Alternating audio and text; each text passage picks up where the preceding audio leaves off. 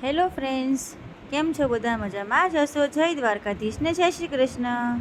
આજે અમારે થઈ ગયું હતું જાગવામાં મોડું, કેમ કે કાલે તમે રાત્રે બહુ મોડા સૂતા હતા, એટલે જાગ્યા મોડા આજે, એટલે બધા જ કામમાંથી લેટ થઈ ગયું. મેં રસોઈ બનાવી, નાસ્તા પાણી કરીને અમે પરવારી ગયા. મેં નીચેનું પ્લેટફોર્મ ધોવાનું શરૂ કરી દીધું, કેમ કે નીચેનું પ્લેટફોર્મ ધોવાય એટલે મારે માસેર ઉપર કામ કરવા જવાનું હતું, કેમ કે મોસ્ટ ઓફલી દિવાળીનું બધું જ કામ પતી ગયું છે, પણ ઉપરનો સ્ટોર હજી નીચેનું પ્લેટફોર્મ મેં ફટાફટ ધોઈ રાખીને ઉતાવળ કરી. મેં કે ઉપર આજે કામ બહુ જ હતું, એટલે મેં નીચે ફટાફટ બધું પતાવી દીધું. માસી તો ઉપર છે, એમનું કામ શરૂ કરી દીધું, પણ મારે જવામાં વાર લાગે, કેમ કે હું નીચેનું પ્લેટફોર્મ ધોતી હતી. મને નીચેનું પ્લેટફોર્મ ધોવામાં બહુ જ વાર લાગે, કેમ કે હું બધે સાબુથી પાણી નાખું, પછી પોતું મારું, વળી પાછી વાઇપર મારું, આ બધું કરવામાં મને બહુ વાર લાગે. મારું કામ પતાવીને હું ધીમે ધીમે ગઈ ઉપર. માસી તો એમના હથિયાર લઈને સીધા ઉપર ચડી ગયા પ્લેટફોર્મ પર જ. તે માસી કે નહીં, આજ તો હું આળસ નહીં કરું, આજે દિવાળીનું છેલ્લું જ કામ છે, એટલે હવે આ પતાવી જ દઈએ. મને કહે છે કે તમે બી આળસ ના જ કરશો, આપણે બી આ પતાવવાનું જ છે આજે. તો મોસ્ટ ઓફલી બધું જ સાફ સફાઈ થઈ ગયું, ત્યાં સ્ટોરમાં એક જ બાકી રહી ગયો હતો. મેં માસીને કીધું સારું, કંઈ વાંધો નહીં, થાય એટલું કરીએ, બાકીનું દિવાળી પછી કરશું. માસી કે ના, એવું તો નહીં જ ચાલે, આ તો બધું કરવું જ પડશે હવે અત્યારે, દિવાળી પછી કશું જ નહીં, હવે થાય એટલું અત્યારે કરી નાખવાનું. મેં સારું, કંઈ વાંધો નહીં. એટલે માસી એમના બધા કપડાઓ સાવણી લઈને ઉપર ચડી ગયા. અમે તે સાફ સફાઈ કરતા હતા ને હું નીચે બધું કરતી હતી. માસી કે મને જે જોઈએ મને ઉપર અંબાવજો. મેં સારું, કંઈ વાંધો નહીં, હું મારું સાફ સફાઈ કરું ત્યાં સુધી તમે માસીને કીધું હું નીચે જઈને આવું. માસી કે ના, આ તો તમને નીચે નહીં જવા દઉં, નીચે જાઓ ને પછી તમે ઉપર પછી આવતા જ નહીં કામને મારે. એટલે માસીએ મને નીચે જવાની ના પાડી દીધી ચોખ્ખી જ.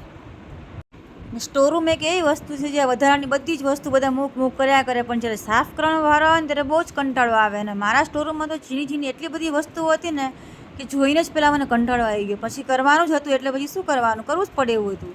એટલે મેં તો મારું કામ ધીમે ધીમે શરૂ રાખ્યું. માસી કહે છે કે આજે કેમ સૂનમૂન કામ કરો છો, આજે તમારા સોંગ બોંગ વગાડો તો તમને કંઈક મૂડ આવે. મેં તો સારું, કંઈ નહીં, આપણે સોંગ ચાલુ કરી દઈએ. મેં મસ્ત મજાના સોંગ ચાલુ કર્યા ને તો મારું કામ ચાલુ જ હતું, પણ માસીને આજે કંટ્રોલ સેજ બી નહોતો આવતો. માસી કે નહીં, આજ તો કામ કરવાનું જ છે. મેં ઓકે ઓકે ચલો કરવા મળીએ આપણે. માસીને કીધું. માસીને બધી જ વધારાની વસ્તુ મેં ઉપરથી મૂકવા આપી દીધી પાળી પર, નીચે એકેય વસ્તુ રાખવી જ નથી, અને બધી પેક કરીને જ મૂકી દીધી કે માટી, જેથી કરીને માટીને એવું ધૂળ ને એવું ડસ્ટ વધારે ના લાગે. માસી કે જે વસ્તુ તમારે ના કામ નહીં બધી જ મને ઉપર તમે અંબાવી દો. મેં માસીનું કામ પતાવીને પછી હું નીચેનું ખાનું સાફ કરવા બેસી ગઈ પાછી. અને ખાનું સાફ કરી માસી કે થેરામાં બધા ડબ્બા મને ભરી આપો. મેં માસીને ડબ્બા ભરી આવ્યા બધા ટોટલી. એટલે માસીએ બધા એક્સ્ટ્રા ડબ્બા હતા જે બધા ઊભો જ રહી ગયા. અને અહીંયા બાસ્કેટો એટલા બધા હતા ને કે જે બાસ્કેટોમાં વગર કામની વસ્તુઓ પડી હતી, જે બધી વસ્તુ કામની જ નહોતી. એટલે મેં માસીને કીધું માસી જરૂર પૂરતી જ વસ્તુ રાખવાની, બાકી બધી જ વસ્તુ હું જવા દેવાની છું. આમાંથી તમને કોઈ વસ્તુ કામ લાગે એવી હોય તો તમે માસી લેતા જાજો, તો તમને બી કામ આવશે. માસી કે સારું, કંઈ વાંધો નહીં, તમારી જોઈએ રાખો, બાકીનું બધું નીચે મૂકી દેજો, મને જે જોઈતું હશે હું લેતી જઈશ, બાકીનું નહીં લઈ જવું. એમાં તો નીચેથી બૂમ આવી તો હું પછી નીચે ગઈ. આ છે અમારો ઉપરનો સ્ટોરરૂમ. નાનો છે પણ વસ્તુ એટલી બધી ભરી છે ને કે જ્યારે કામ કાઢીએ ને ત્યારે બાપા પતી ગઈ વાત. નીચે આવીને તો અમારા હેનિલભાઈ તો સૂઈ ગયા હતા. પછી હું નીચે આવીને બહુ જ મને નીંદર આવતી, એટલે હું પણ સૂઈ ગઈ, કેમ કે થાકી હતી એટલી બધી, એટલે પડ્યા ભેગી સૂઈ ગઈ. ને સાંજ 5:30-6 થયા ને તો મારે જાગવું જ પડે, કેમ કે સાંજે દિયાબત્તી કરવાના, ચા પાણી કરવાના હોય, વાસણો ગોઠવાના હોય.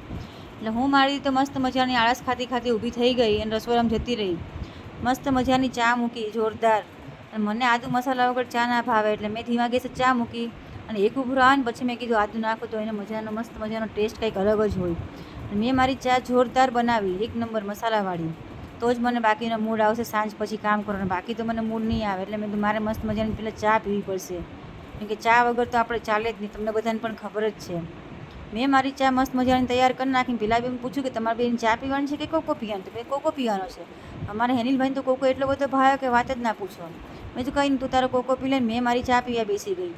મેં ચા મસ્ત મજાની ટેસ્ટ કરીને તો મને ચાનો ટેસ્ટ આજે બહુ જોરદાર લાગ્યો. મેં મારી ચા બહાર પી લીધી ને હેનિલને રાજ બેઉ રમવા જતા રહ્યા બહાર જોરદાર. બધું કંઈ નહીં, તમે લોકો રમો, હવે હું મારું કામ પતાવું છું. રસોડામાં ગઈ ને તો રસોડામાં ઢગલો એક વાસણ મારી રાહ જોતા હતા. બે તો વાસણ બી વધારે હતા, 2 ટુકડા ભરીને વાસણ હતા. અને સૌથી અઘરું કામ મને લાગતું હોય ને તો વાસણ ગોઠવવાનું. બાકીના બધા બી કામ કહે ને તો હું કરી નાખું, મને તમે વાસણ ગોઠવવાનું કહે ને તો મને બહુ આળસ આવે. વાસણ ગોઠવવા મને નહીં ગમતા, પણ તો એ શું કરું, ગોઠવવા તો પડે જ. હવે હું તો બે ગઈ બધા વાસણો ગોઠવવા.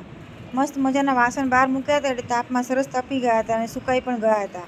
એટલે મેં મસ્ત બધા વાસણો ગોઠવી નાખ્યા. અને વાસણો ગોઠવીને હું જેવી અંદર ગઈ ને તો એવી ઢગલો એક કપડાં મારી રાહ જોતા હતા. એટલે પછી પાછી કપડાંની ઘડીવાર બેસવાનું હતું. એટલે આળસ કર્યા વગર પહેલાં મેં ચલો હવે કપડાંની ઘડી પણ વાર દઉં, બાકીના આગળના કામ હું પછી કરીશ. કેમ કે આજે કપડાં બી બહુ વધારે હતા અને જાગવાનું આજે મોડું થયું, એટલે બધા જ કામમાં આજે મોડું થઈ ગયું. એટલે મેં તો હું આળસ નહીં કરું, ફટાફટ કપડાની ઘડી વાળી દઉં ને બાકી મારે દિવાળીનું થોડુંક નાનું મોટું કામ હતું ને એ બધું પછી પતાવીશ. કપડાની ઘડી વાળીને તો ટીપોઈ પર લાઈટો મને દેખાણી. મેં તો ઓહો આ કામ તો હજી બાકી રહી ગયું છે, તો મારે શું કરવું પડશે મેં કીધું. તો બધી લાઈટો બધી જોઈ ઢગલોઈ પડી હતી. પછી મને આઈડિયા આવ્યો નહીં, કેમ કે આ કામ તો મને ફાવે નહીં. પછી મેં વિચાર્યું કે હવે મારે આ કામ કોને હોપવું પડે. પછી મેં લગાડ્યો ફોન ને મેં કર્યો મારા ભાઈને ફોન. મેં તો ભાઈ તારે આવવું પડશે, એક કામ છે. હું તો બહાર આટો મારવા ગઈ તો મારો ભાઈ મને રસ્તામાં ભેગો થઈ ગયો, પણ ચલો હવે જોડે જ ઘરે જઈશું.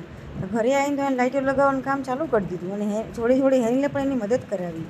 તો લાઈટો લગાવતા તેને કલાક દોઢ કલાક થઈ ગયો અને ફાઇનલી પછી મસ્ત મજાની લાઈટો લાગી ગઈ. મારા ઘરને એકદમ રોનક આપી દીધી. મેં તો ઓહો એક નંબર. મેં કીધું આ કામ તો મારાથી થાત જ નહીં. મેં કીધું પછી લાઈટો લાગી તો એક નંબર થઈ ગયું. મારી મસ્ત મજાનું કામ પતી ગયું મારું. ચલો મેં કીધું તમને મારા ઘરનો લુક કેવો લાગ્યો કોમેન્ટ કરીને જરૂર જણાવજો. જય શ્રી કૃષ્ણ.